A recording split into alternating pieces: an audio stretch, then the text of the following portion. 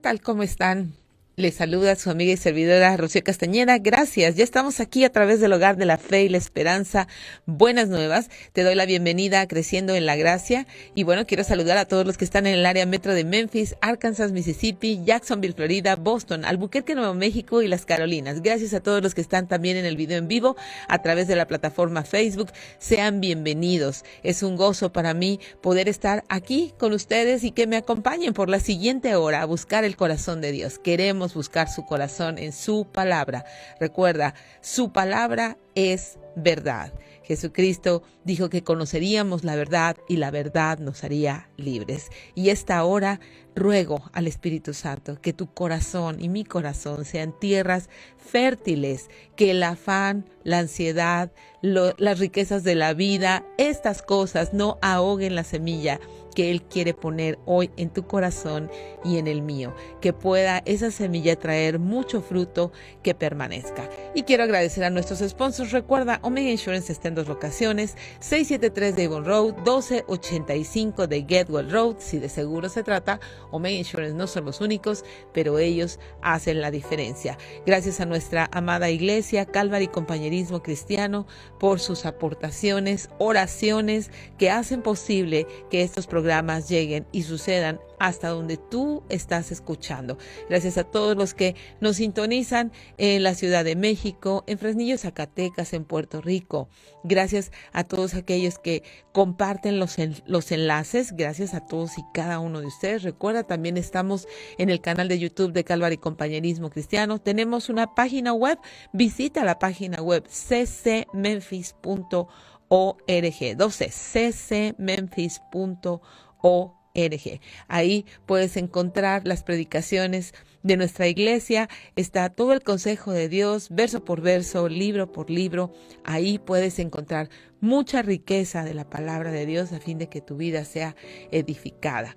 Y bueno, pues a lo largo de la semana, en las ediciones pasadas, hemos estado hablando acerca del arrepentimiento. ¿Qué es el arrepentimiento? Es un cambio de mente que genera un cambio de conducta.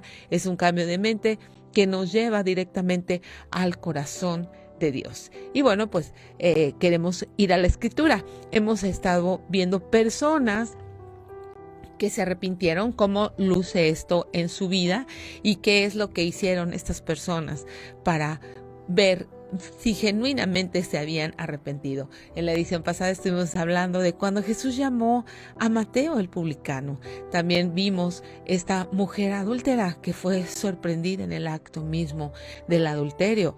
¿Qué fue lo que sucedió cuando Jesús de pronto le dice: ¿dónde están los que te condenan? Vete y no peques más. El punto del arrepentimiento, hemos aprendido que envuelve 3 factores importantes. El primero es un cambio de mente, ¿verdad? Necesitamos renovar nuestro entendimiento, necesitamos cambiar nuestra manera de pensar, un cambio de corazón en nuestras emociones, en nuestro sentir, todas aquellas cosas que sentimos, todas aquellas cosas que tienen que ver con nuestras emociones y con nuestros sentimientos, requerimos un cambio de corazón.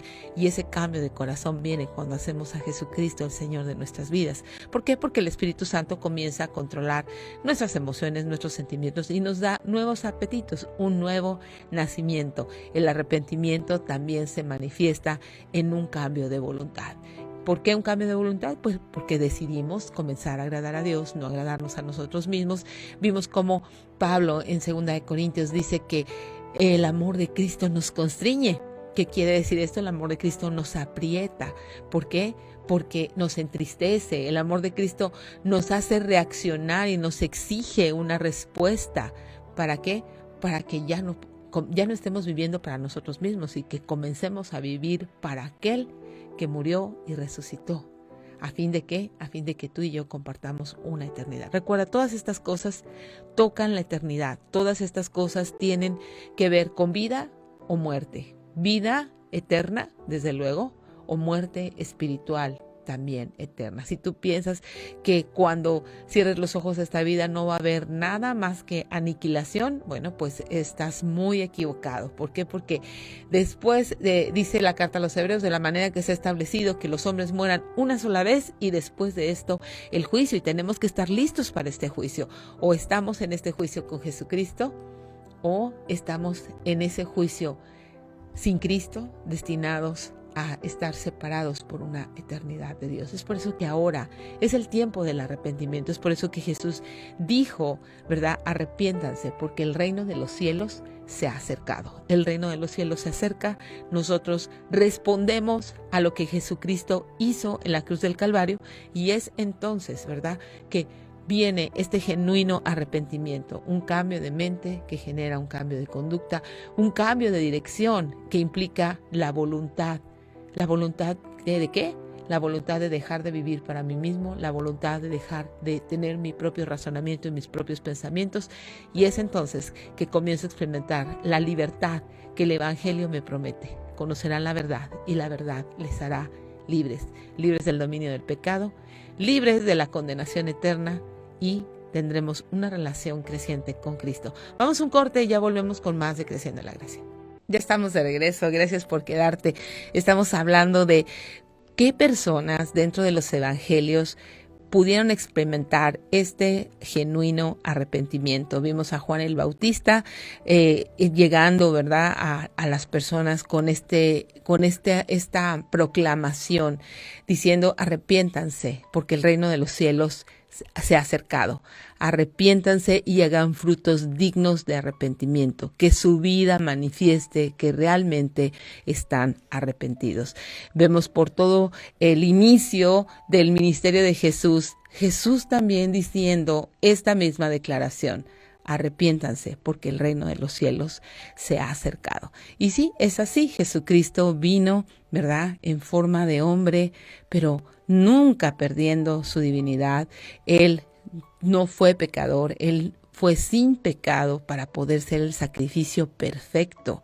Es por eso que Pablo dice: el amor de Cristo nos constriñe, el amor de Cristo nos provoca una reacción y nos provoca y nos exige una respuesta que Él, ¿verdad?, sin haber pecado, vino y murió por los pecadores. Él vino a resolver el problema más grande que los hombres tenemos, que se llama pecado, la separación de Dios. Y bueno, vamos a estar en el Evangelio de Lucas, capítulo 19.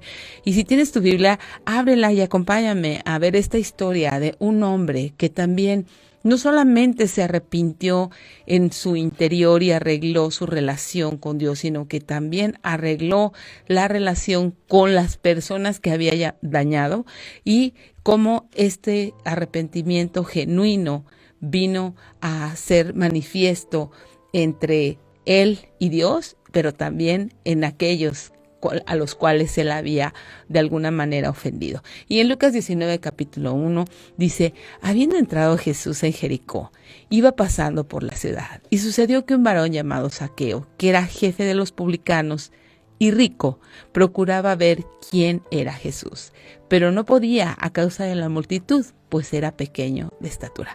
Vamos a ver aquí, ¿qué dice el texto acerca de Zaqueo? Nos da alguna información acerca de este hombre. Él vivía en Jericó, ¿verdad? Y Jesús estaba pasando por esa ciudad. Y este hombre llamado Zaqueo ni siquiera era publicano, era jefe de los publicanos, lo cual quiere decir como que él era el que tenía muchas sucursales o muchos otros publicanos. ¿Quiénes eran los publicanos? Bueno, pues gente como Mateo, que recaudaba impuestos. Y él era el jefe, él tenía a su cargo varios publicanos. ¿Qué ganaban estos publicanos? Bueno, cobraban los impuestos para Roma, y obviamente Roma les daba cierta parte de esos impuestos. Por eso es que él, teniendo varios publicanos a su cargo, o sea, como varias sucursales de estos cobros de impuestos, pues era rico, ¿verdad? Era rico, pero él estaba procurando ver quién era Jesús. Y no podía a causa de la multitud, había muchísima gente y él era chiquito de estatura. Y corriendo, dice el versículo 4, corriendo adelante, subió a un árbol sicómoro, o sea, se adelantó a la multitud y se subió a un árbol para verle, porque había de pasar por ahí. O sea, este hombre, imagínate, era jefe de los publicanos, era rico. Corrió, o sea, eso era algo, una persona rica que corría y subirse a un árbol requería demasiada humillación. Para empezar, los señores no corrían, porque al correr tenían que levantar su túnica y se le podía ver de alguna manera los tobillos o la ropa interior. Entonces, ya de por sí, este hombre, al correr, ya era una humillación muy grande. Y luego subirse a un árbol, pues todavía más, ¿no? Y cuando dice el versículo 5 que cuando Jesús llegó a aquel lugar, mirando hacia arriba, le vio y le dijo: Zaqueo, date prisa, desciende, porque hoy es necesario que pose yo en tu casa. Qué increíble el Señor, ¿no? Cómo ya estaba mirando el corazón de Zaqueo, cómo ya estaba mirando la necesidad de este hombre. ¿Por qué Zaqueo querría ver a Jesús? Él era un hombre rico, él pudiera decirse que dentro de los moldes de su sociedad y dentro del ámbito político y social de su sociedad, era un hombre que estaba, entre comillas, bien. Era rico, tenía más publicanos a sus órdenes y sin embargo, él quería ver a Jesús. Él quería ver a Jesús. Ya el nombre de Jesús pues estaba con toda esa multitud. Este hombre Zaqueo tenía una gran necesidad y le dice: date prisa, Zaqueo, desciende, bájate de ahí. Hoy es necesario que yo vaya a tu casa. Entonces él descendió a prisa y le recibió con gozo. Imagínate que de pronto en medio de toda esa multitud Jesús voltea los ojos al árbol. O sea, la multitud lo viene siguiendo. Cuando una multitud viene siguiendo a una persona como Jesucristo, que está haciendo milagros, que está sanando a los enfermos, que está teniendo discursos que están cambiando el corazón de las personas, o sea, mucha gente le venía hablando, mucha gente, los discípulos, mucha gente, y sin embargo él gira los ojos. ¿Por qué? Porque Jesús ya tenía una cita con Zaqueo, así como quizás tenía una cita contigo, como el día en que Él me encontró. Él tenía una cita divina conmigo, Él ya sabía mi necesidad. Y sabes, Él desciende a prisa y le recibe con gozo.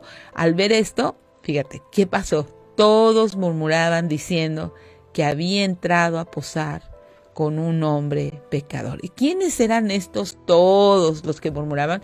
Los religiosos. Acuérdate, los fariseos estaban en todo momento siguiendo a Jesús, no porque les interesara el discurso de Jesucristo, sino porque querían hacerlo caer en una trampa para de esta manera arrestarlo, para de esta manera matarlo. Acuérdate, ya para este punto solamente estaban haciéndole preguntas para tentarlo, solamente estaban supervisando en qué se equivocaba para poderlo condenar, ¿verdad? Entonces ahí comienzan otra vez a murmurar: entra en casa de un hombre pecador. Recuerda, el apodo de Jesús era que era un hombre amigo de pecadores. Un hombre amigo de pecadores. Ese era su apodo, amigo de pecadores. Y sí, es amigo tuyo, amigo mío. Dijo: ya no les llamaré siervos, les llamaré amigos. Se convierte en un amigo de nosotros en el momento en que nosotros rendimos nuestra vida a Él. Y fíjate lo que pasa con Zaqueo. Entonces Zaqueo, puesto en pie, dijo al Señor: he aquí, Señor. Fíjate, Jesús solamente entró a su casa. Y me imagino que Zaqueo hizo una fiesta impresionante, él estaba comiendo. Y fíjate la respuesta de Zaqueo. Aquí podemos entender mucho más a Pablo cuando dice que el amor de Cristo nos constriñe, ¿verdad? Entonces Zaqueo, puesto en pie, le dijo: Señor, he aquí, la mitad de mis bienes doy a los pobres. Y si en algo he defraudado a alguno, se lo devuelvo cuadriplicado. Zaqueo entendió perfectamente bien el amor de Cristo. Zaqueo entendió muy bien en esa mirada, en esa voz que le dijo: Zaqueo, es necesario que yo entre a tu casa. Y más que la casa de Zaqueo física, era necesario para Zaqueo tener una relación con Cristo que lo llevara a la eternidad. Y hoy quizás a ti y a mí, Dios nos está diciendo, Jesucristo nos está diciendo: es necesario que yo pose en tu casa. Es necesario que yo entre en tu casa. Dice que descendió a prisa y le recibió con gozo. Y a ti y a mí nos es necesario tener una relación con Jesucristo. A ti y a mí nos es necesario que Él venga a posar a nuestra casa. ¿Y cuál es nuestra casa? Nuestro corazón, nuestra mente, nuestra voluntad. Es por eso que cuando Jesucristo viene a nuestra vida, abrimos los ojos a nuestro pecado, nos arrepentimos y le recibimos con gozo. ¿Por qué? Porque la necesidad de Zaqueo no era una necesidad financiera. No sabemos cuál era su necesidad en ese momento, si era un rico, pero tenía una necesidad espiritual. Él estaba separado de Dios.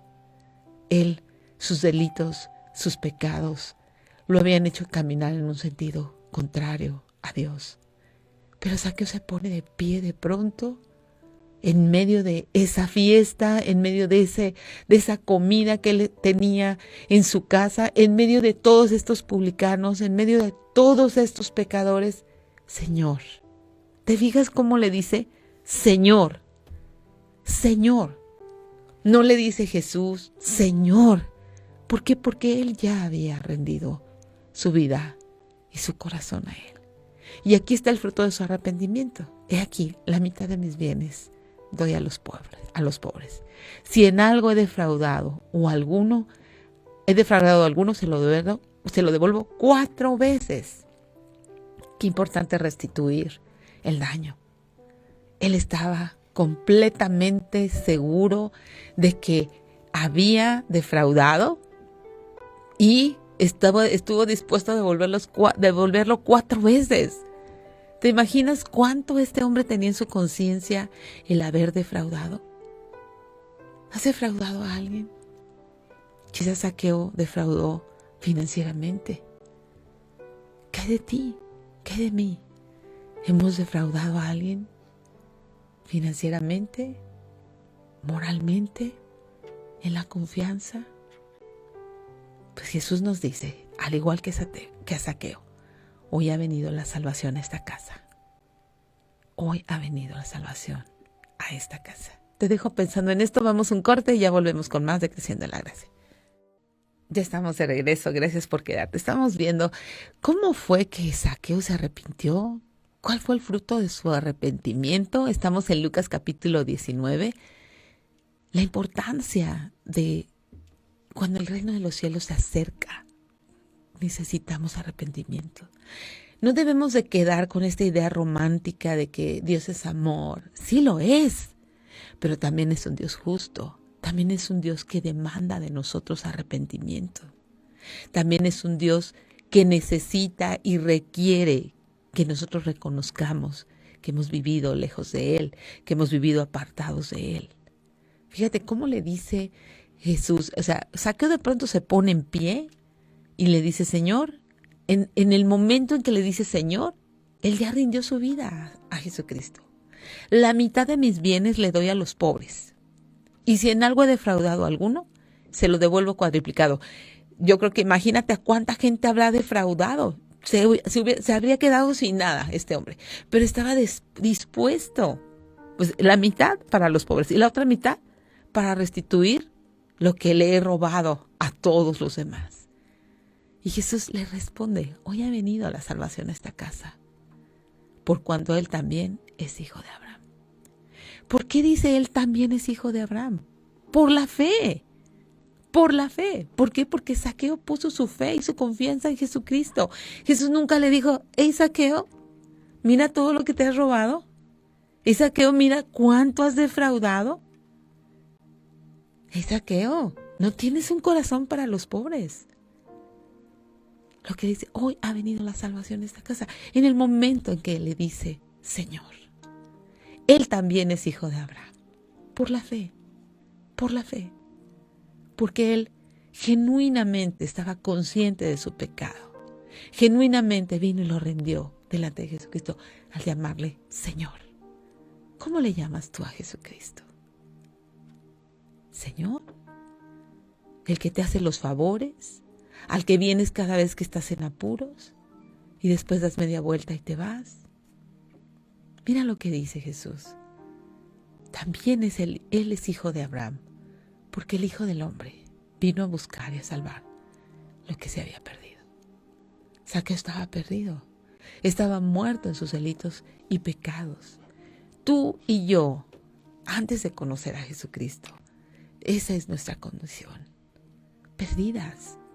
Perdidas en la filosofía de este mundo, perdidas en nuestro propio pensamiento, perdidos en nuestra propia filosofía, perdidos en nuestra propia manera de pensar, perdidos siguiendo a este mundo que va directamente al fracaso.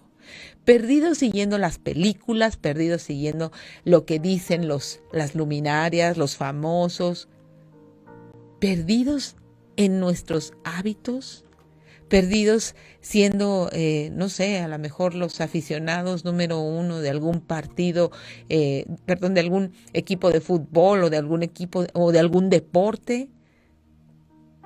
Perdidos en todas esas cosas, perdidos en el molde de este mundo.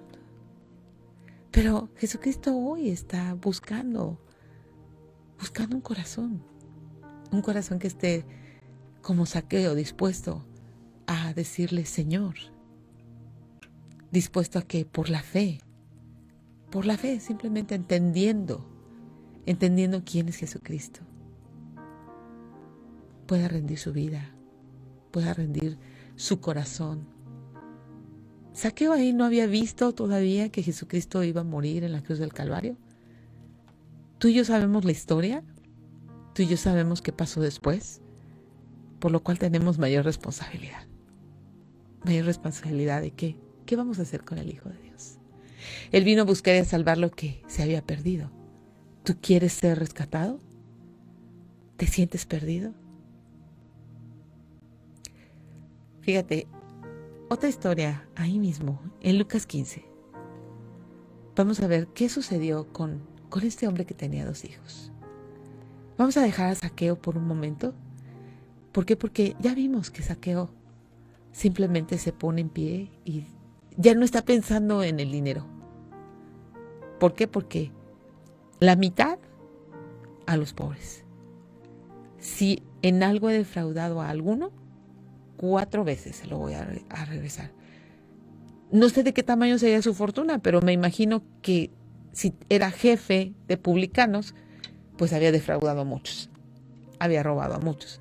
Muy probablemente no le estaba importando quedarse siendo parte de los pobres. ¿Por qué? Porque ya era rico para con Dios. Porque él consideró que toda su riqueza no valía nada comparada con el incomparable valor de llamarle a Jesús Señor. Y Jesús le dice, él también es hijo de Abraham. ¿Por qué también era hijo de Abraham? Por la fe. Por la fe. Porque él no vio que Jesús murió, él no vio que Jesús resucitó, no en ese momento. Pero sí reconoció que él era el Hijo de Dios. Y sí reconoció que tenía que rendirse delante de él. Sí reconoció que estaba perdido. Sí reconoció que necesitaba un Salvador. Sí reconoció que estaba separado por una eternidad de Dios. Ahora vamos a ver este hombre. En Lucas 15. Un hombre tenía 2 hijos.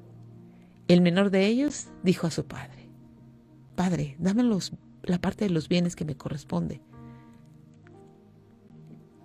Y les repartió los bienes. No muchos días después, juntándolo todo, el hijo menor se fue lejos a una provincia apartada y ahí desperdició sus bienes, viviendo perdidamente. Esto era una ofensa muy grande. ¿Por qué? Porque su papá estaba vivo, él sabía que era parte de los herederos y sin embargo, ya tengo prisa porque te mueras, lo que le está diciendo. Era el más chico de sus hijos.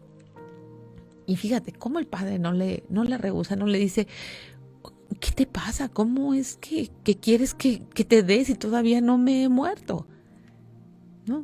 No muchos días después, ¿verdad? O sea, el padre le dijo, ¿quieres eso? Aquí te lo doy. Le dio toda su herencia. No muchos días después se fue a vivir su vida, lejos. Ya no tenía quien lo supervisara, ya no tenía quien lo mandara, ya no dependía del padre. Ya tenía lo que para él representaba su felicidad. Y dice que ahí desperdició sus bienes viviendo perdidamente.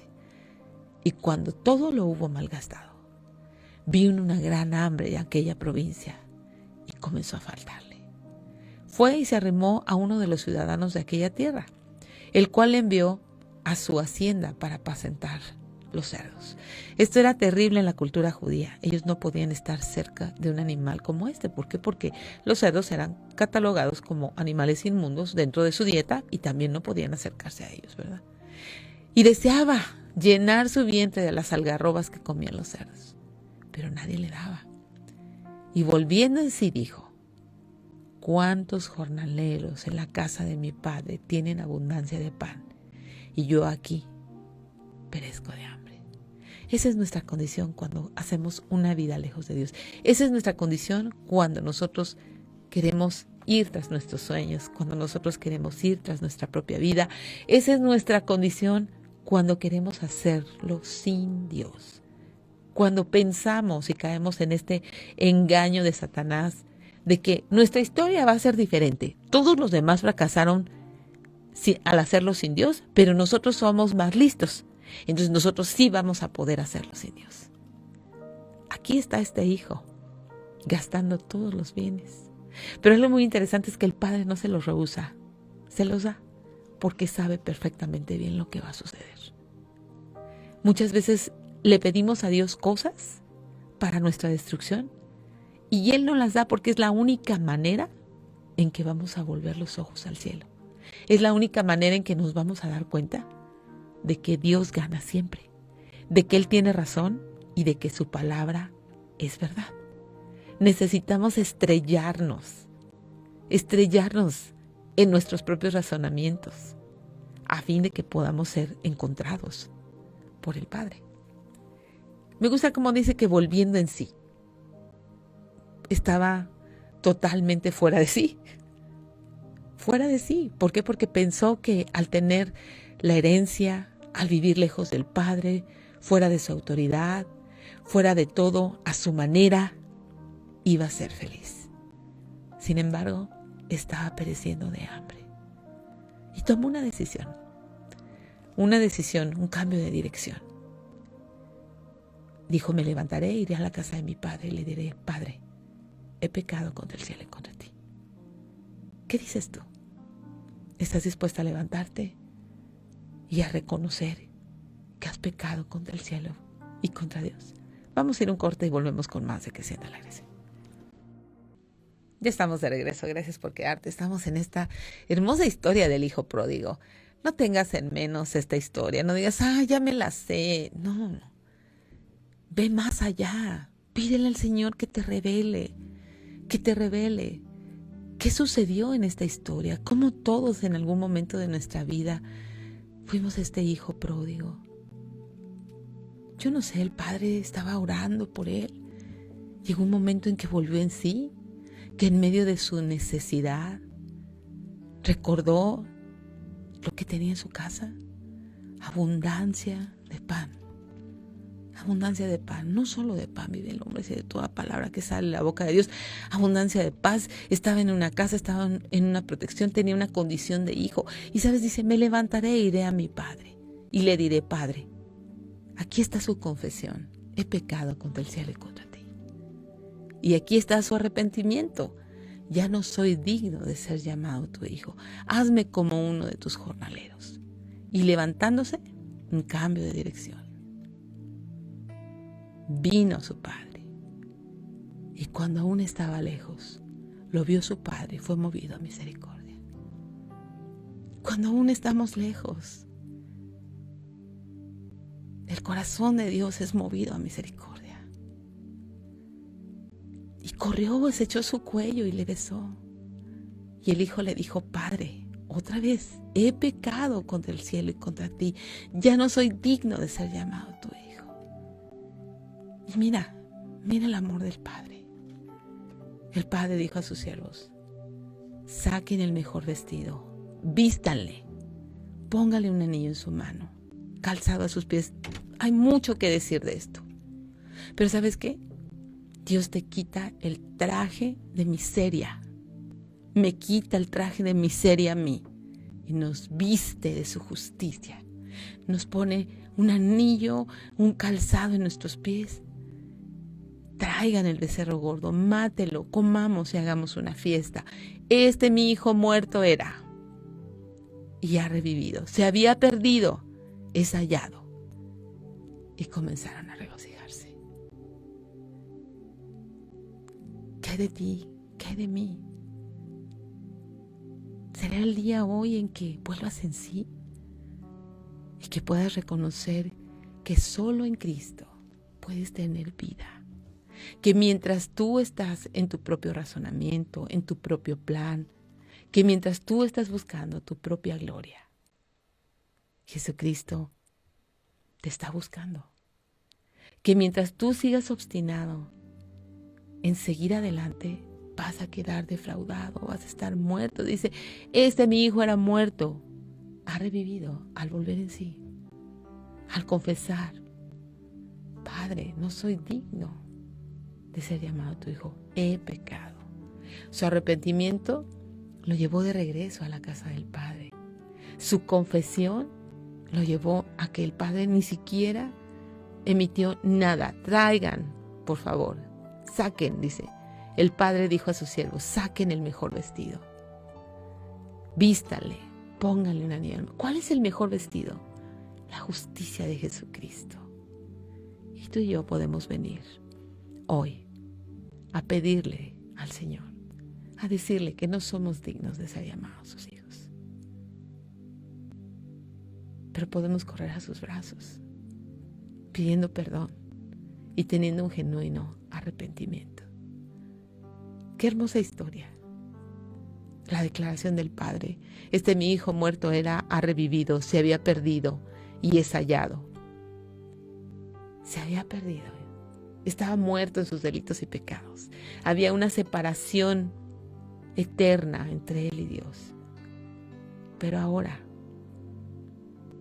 estaba experimentando un genuino arrepentimiento, un nuevo nacimiento, una nueva vida. El amor del Padre lo constriñe. Dejó de vivir para sí, dejó de desperdiciar sus bienes, se dio cuenta que sus sueños, sus anhelos, lo único que le dejaron fue una decadencia moral, una miseria espiritual, una miseria económica. Perdió todos los bienes. Pero al Padre no le importa que pierda los bienes. El Padre estaba interesado en que él no se perdiera. El Padre lo que más le había importado es que estaba perdido y fue hallado. Y comenzaron a regocijarse. Y aquí viene la reacción del hijo mayor. El hijo mayor estaba en el campo cuando vino y llegó cerca de la casa, oyó la música y las danzas y llamando a uno de los criados le preguntó qué era aquello.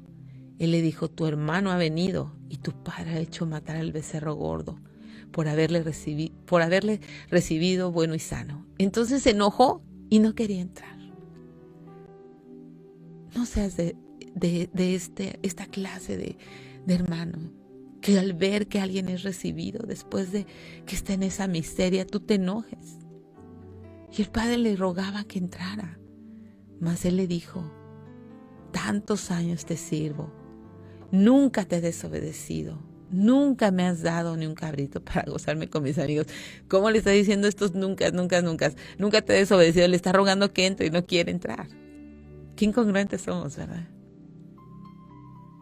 Pero cuando vino tu hijo, ya no era su hermano, su hijo, ha consumido tus bienes con rameras, has hecho matar para él el becerro gordo. Él entonces le dijo, hijo, tú siempre estás conmigo, todas mis cosas son tuyas, mas será necesario hacer fiesta y regocijarnos, porque tu hermano era muerto y ha revivido, se había perdido y es hallado. ¿Con quién te identificas? ¿Con el que estaba muerto y ha revivido? ¿O con el hermano orgulloso que ni siquiera tenía una conciencia real de lo que significaba estar en la casa de su padre? No, era incapaz de regocijarse porque consideraba que era una buena persona. Él consideraba que merecía eso y más de lo que gozaba de la presencia de su padre, sus bienes y todo. Mucho que decir de esto. El punto es el arrepentimiento. de este hijo que estaba perdido y fue hallado. Quizás hoy te identificas con él. Quizás hoy te das cuenta que has desperdiciado tu vida queriendo hacerla a tu manera. Quizás has desperdiciado los bienes. Quizás has dañado a mucha gente. Pero hoy es el día en que el Padre quiere cambiarte ese vestido de miseria, ese vestido que está sucio por el pecado. Y hoy quiere ponerte su justicia. Hoy quiere que tú, al igual que Zaqueo, le digas: Señor, al igual que este hijo, le digas: Padre, he pecado contra el cielo y contra ti. Oramos, Señor, gracias te damos por estas dos historias maravillosas, Señor, de arrepentimiento genuino, de confesión y de personas que aceptaron tu señorío, Señor, por la fe, Señor. Y por la fe creemos que tú nos perdonas, que tú nos llamas a la reconciliación y por lo tanto tu amor nos constriñe. Y nos constriñe para arrepentimiento, nos constriñe para dejar de vivir para nosotros mismos y para comenzar a vivir para ti, Señor. Ayúdanos, por favor, danos entendimiento y comprensión espiritual de estas cosas.